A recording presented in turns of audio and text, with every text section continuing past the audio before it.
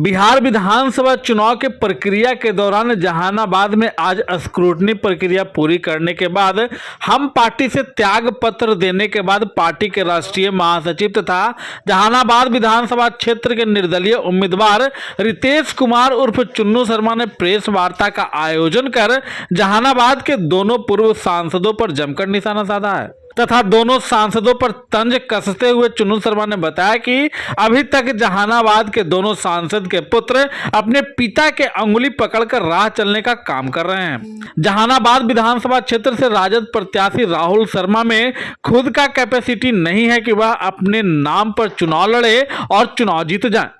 वहीं दूसरी तरफ घोसी विधानसभा क्षेत्र से जदयू के प्रत्याशी ऋतुराज कुमार पर निशाना साधते हुए निर्दलीय प्रत्याशी चुन्नू शर्मा ने बताया कि यह लोग बरसाती मेढक की तरह उभरते हैं और किला फतह करने का प्रयास करते हैं, जो जहानाबाद जिला में मुश्किल ही नहीं बल्कि नामुमकिन है। इस प्रेस वार्ता के माध्यम से रितेश कुमार उर्फ चुन्नू शर्मा ने क्या कुछ कहा है, आइए सुनते हैं। प्रक्रिया पूरी हो गई और नामांकन स्वीकार भी हो गया और ये जब आश्वस्त हो गए कि हमारा नामांकन स्वीकार हो गया है तो अच्छा, बहुत खुशी महसूस हो रही थी कि बीच में कुछ बाधा भी हम लोग महसूस कर रहे थे और कम समय में सारी तैयारियां हुई थी, तो थोड़ा मन में संशय था। लेकिन आप लोगों के माध्यम से जहानाबाद की महान जनता को हम बताना चाहते हैं कि मेरा नामांकन स्वीकार हो गया है और बहुत जल्द सिंबल मिलेगा। सिंबल आपके पास हम प्रचार प्रसार के माध्यम से आप तक पहुंचाएंगे। और लेकिन आज जो ये प्रेस कॉन्फ्रेंस है, ये भी मैसेज देना था और जहानाबाद की जो वस्तु स्थिति है उससे भी हम जनता को अवगत कराना चाहते थे। दरअसल ये चुनाव जो जहानाबाद का 2025 विधानसभा चुनाव है, वैसे तो सारे उम्मीदवार आए हैं, एक जनरल सा माहौल में अपने आप को प्रत्याशी के रूप में प्रस्तावित किए हैं और हम समझते हैं कि अगर आम नज़रिया से देखिए तो बिल्कुल सब कुछ सामान्य दिख रहा है, लेकिन हकीकत में ये सामान्य नहीं है। ये 2025 का खास करके जहानाबाद का विधानसभा चुनाव बिल्कुल अजीब सा है। अब देखिए ना, जहानाबाद की विडंबना है कि हमारे दो विधानसभा की अगर हम बात करें, ये घोसी और जहानाबाद, तो 3-3 सांसद चुनाव लड़ रहे हैं। एक सांसद महोदय तो खुद आ चुके हैं मैदान में जहानाबाद से और 2 सांसद अपने बेटे को गोद में एक चादर लपेटे हुए घूम रहे हैं। और जैसे नहीं गांव घर में सुनते हैं कि बचवा के जरा मुँहमा दिखावा, तो पब्लिक का जो डिमांड होता है तो दोनों अपना मुँहमा दिखाकर फिर अपने आगे आ जाते हैं। सुनते हैं कि ये दोनों सांसद महोदय चाहते हैं कि हम ही मतलब पब्लिक के सामने आए, क्योंकि इनका और सही भी, अच्छा भी कर रहे हैं, क्योंकि जैसे ही आप अपना हाथ, अपना साया अपने मतलब दूर अगर बच्चे को फ्री छोड़ते हैं तो हम समझते हैं कि ये एक्सपोज हो जाएंगे, क्योंकि उनमें क्वालिटी की कमी है। अब हम जहानाबाद की विशेष रूप से बात करें तो हमारे 2 प्रत्याशी जो खास करके सिंबल लेने का बात करते हैं कि हम सिंबलधारी हैं, बाकी और भी हैं, लेकिन एक तो चंद्रवंशी जी हैं, रिटायर्ड होकर यहाँ से हार के गए हैं और हारने के बाद जहानाबाद में कटसी नाम का भी चीज़ उन्होंने छोड़ दिया था। कभी हमने ये नहीं देखा कि पर्व त्यौहार पर भी एक दुआ सलाम या सबको बधाई देने वाला भी प्रक्रिया जो इन्होंने मतलब बिल्कुल अपने आप को दूरी बना लिया था जहानाबाद से। लेकिन वो कहते हैं अंतिम समय में इनका चाहत जागा, नोट का बंडल फिर निकला, पैसे वाले तो हैं, और फिर ये पुनः जहानाबाद की जनता के पास आ गए। एक साहब हैं, देखिए, जहाँ ये घोसी के रिजेक्टेड आइटम है, घोसी की महान जनता ने 2-2 बार एक साहब को रिजेक्ट किया और रिजेक्शन ऐसा कि बड़े मार्जिन से 25-30 हज़ार से। जो एनडीए का सरकार रहा, एनडीए की लोकप्रियता बिहार में पिछले 15 वर्षों में रही है और उसमें ये जो हमारे कंपटीटर जो महागठबंधन के उम्मीदवार राहुल शर्मा जी हैं, ये डिफीट खाए हुए हैं। तो एक रिजेक्शन जिसको कहते हैं, और उनको जहानाबाद में लाकर महागठबंधन ने खड़ा कर दिया। ये हम लोग जहानाबाद की महान जनता के सामने अजीब विडंबना है और इनको ऐसा ये साबित कर रहे हैं कि हम ही जो है सारा ये कर देंगे, वो कर देंगे। और हमको याद नहीं है कि किसी पर्व त्यौहार पर, देखिए, जगदीश शर्मा जी तो चुनाव लड़ नहीं रहे हैं, चुनाव तो लड़ रहे हैं, और जगदीश शर्मा जी भी जिस सांसद रहते हैं, सांसद के रूप में यहाँ पर रहे हैं 5 साल, हम समझते हैं कि उन्होंने भी अपनी जिम्मेवारी से हाथ पीछे खींचा है। मतलब वो आश्वस्त थे कि अब जहानाबाद की राजनीति से हमको कुछ लेना देना नहीं है, हमको तो घोंसी की राजनीति करनी है, और घोंसी के लिए ही डिटरमाइंड थे। लेकिन मजबूरी में सुनते हैं कि ये हुआ है, तो हम समझते हैं कि ये रिजेक्टेड जो कैंडिडेट आए हैं, घोंसी से रिजेक्शन झेल के आए हैं, तो जहानाबाद की जनता, महान जनता जो है, इनको पूरी तरह से रिजेक्ट करेगा। और हम आग्रह करते हैं अपने जहानाबाद के लोगों से कि भाइयों, इन लोगों के, अपने अभिभावकों से, कि ये रिजेक्टेड लोग को कभी भी आप एक्सेप्ट मत कीजिए, खास करके युवा साथी। ये जहानाबाद में एक क्रांति का माहौल है। अभी जो है, आप ये छोड़िए ना, दल को थोड़ी वोट देना है, वोट आपको देना है। और मैं आपको बता रहा हूँ कि इस बार का चुनाव का परिणाम मेरे पक्ष में आएगा, क्योंकि जो हम बात बोल रहे हैं ये सत्य है। और ये सब कॉम्प्रोमाइजिंग, कल तक कोई एनडीए में था वो महागठबंधन में आ गए, कोई महागठबंधन में थे वो एनडीए में चल गए, और कोई, मतलब क्या हो रहा है, ये सब मजाक नहीं है, ये सब जहानाबाद की जनता के साथ मजाक किया जा रहा है। हम समझते हैं कि जहानाबाद क्या, बिहार की सभी राजनीतिक पार्टियों में जो व्यापक तौर पे भ्रष्टाचार है, उसके खिलाफ एक आवाज़ उठाने की ज़रूरत है, एक आंदोलन की ज़रूरत है। और वो आंदोलन की शुरुआत हम जहानाबाद से कर रहे हैं।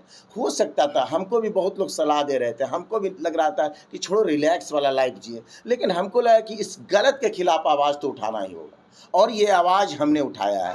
और इस आवाज़ को धार देना है ये जहानाबाद के, खास करके महान जनता को, और खास करके युवा लोगों को।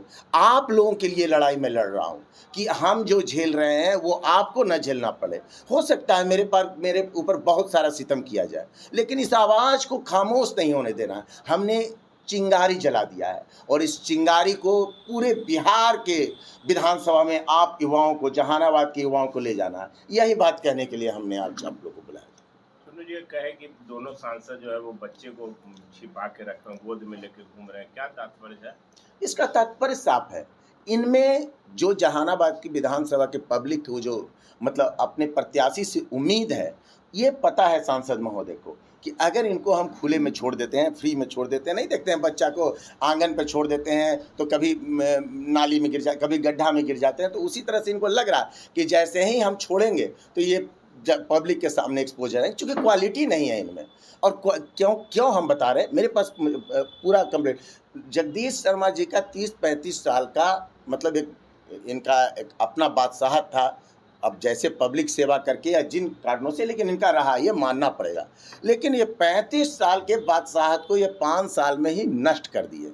5 साल में भी घोंसी की जनता में भारी दरार आया, और नतीजा लगातार हार, और एक बड़े मार्जिन से। ये चिंता की विषय की बात है। जहानाबाद की आम आवाम क्या करेगी? देखिए, नेता लोग कुर्ता पजामा पहन के, उनको एक रिस्पेक्ट हो जाएगा, लेकिन जो आम जनता है उनके लिए बड़ा मुश्किल क्षण है। अपने प्रतिनिधि के रूप में किसको जाएं तो जाएं किधर?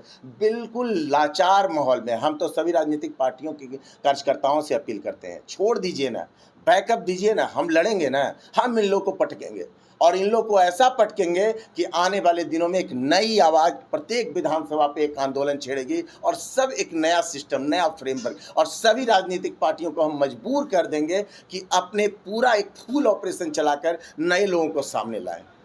आपके बारे में अफवाह भी फैल रहा है मार्केट में, क्या अफवाह है? क्या आप कहेंगे? अब ऐसा देखिए, ये सब अगर अफवाह कोई फैला रहे हैं, या अगर अफवाह, हमारे समर्थक, हमको पता है उनको ये अफवाह पसंद नहीं आएगा।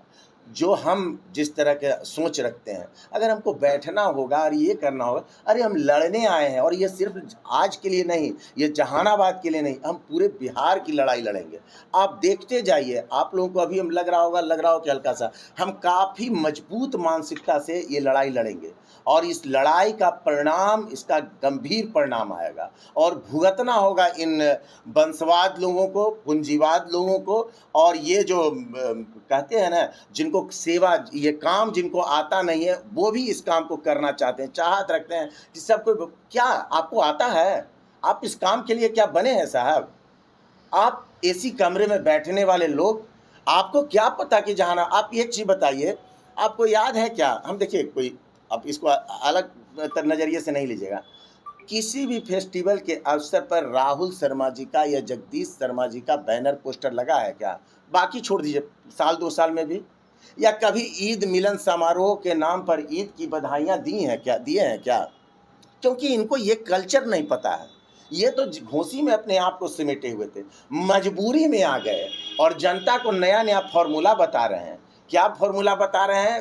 एक स्टेटमेंट सुने थे, नमक हराम नमक हलाल, ये सब आपका डेड पॉलिटिक्स नहीं चलेगा, इसको मैं एक्सपोज करूँगा। आप बिल्कुल आप छोड़िए ना, आप रेस्पेक्टिव आप क्यों आ रहे हैं? छोड़ दीजिए ना अपने बच्चे को, आने दीजिए, खेलने दीजिए ना। हम कठिन परीक्षा लेंगे। हम जहानाबाद की जनता से कह रहे हैं कि ये जो 20-21 दिन का जो माहौल है, इसमें हम अपना बेस्ट देंगे और सभी उम्मीदवारों के लिए एक बड़ी चुनौती करेंगे। आप लोग दिमाग, आप 10 से 15 अभी कोई डिसीजन मत लीजिए। आपके पास विभिन्न दल अपने जाएंगे, जाति को लेके जाएंगे कि हम फलाना गठबंधन के हैं, हम फलाना अलायंस के हैं। किसी बात पे ध्यान नहीं देना। 10-15 दिन देखिए, समझ लीजिए कि एक कलाकार का एक प्लेटफॉर्म है एक जो है, और इस पे सबका देखिए परफॉर्मेंस, और परफॉर्मेंस दे के आप उनको रिवार्ड दीजिए। हम यही जहानाबाद के लोगों से अपील। दो धुरंधर, एक तरफ राहुल शर्मा और एक तरफ चंद्रशेखर प्रसाद चंद्रवंशी, ये दोनों धुरंधर और दोनों मजबूत पार्टी से कैसे आप उनको पटकनी देंगे? ये मजबूत पार्टी, ये आखिर क्यों मजबूत है?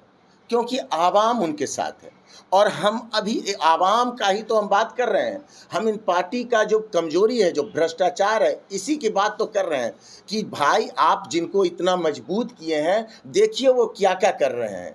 और ये दोनों मजबूत कब से हो गए? देखिए, उस समय प्रधानमंत्री नरेंद्र मोदी जी की लहर में वो भारत पाकिस्तान का युद्ध भी हुआ था, तो हम बता रहे हैं कि चंदेश्वर प्रसाद जी की कमजोर रणनीति के कारण ही मात्र 500, 400, 1700 कितना वोट से ही जीत पाए थे, और दूसरा बार तो ये डैमेजे खा गए।